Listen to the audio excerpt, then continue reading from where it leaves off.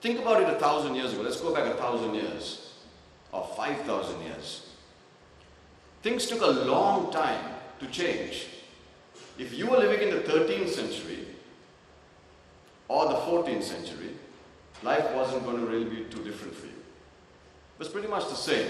It took hundreds of years for change to be a part of human life, for change to impact human life.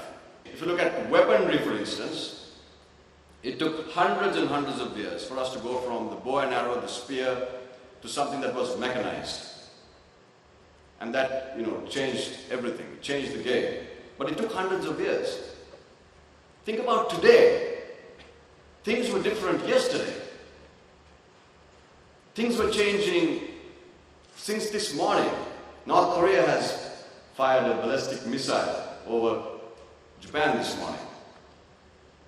And this is important to us because of our geopolitical position. And we hear about it literally seconds after it happens. A few decades ago, we would hear about it tomorrow morning in the newspapers.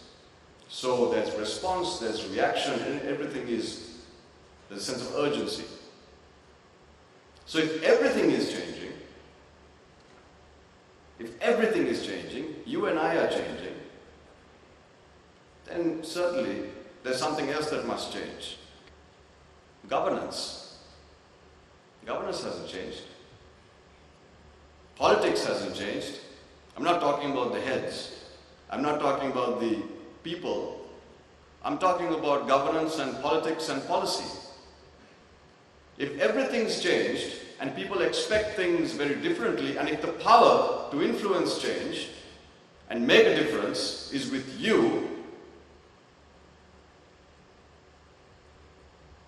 we are still dealing with a legacy system, in your language, that was set up as a result of either the Cold War or World War II or something archaic that happened 100 years ago.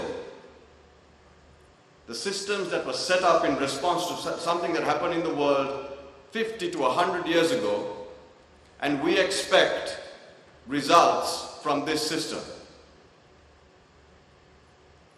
Let's look at examples from around the world. What's going on?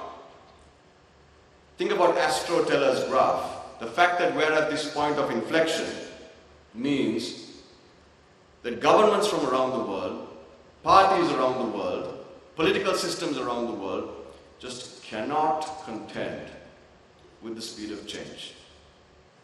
Do you know that by the time a government policy, and this is on average, responds to a particular innovation.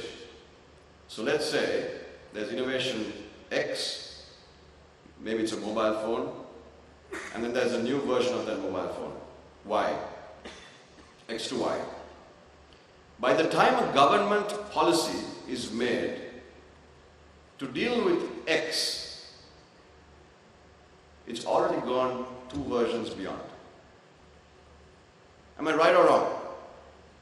It's already gone 2 versions wrong.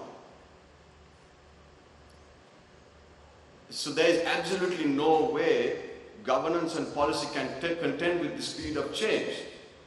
And so what you have is, you have governance that, on this side, you have governance that's run by political imperatives, by party imperatives, or whatever. And on the other side, you have us, and each of us are governed, are run by completely separate imperatives.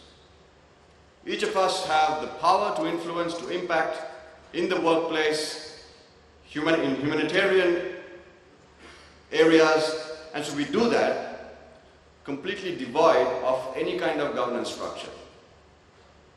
And that's not entirely a good thing. That's not entirely a good thing.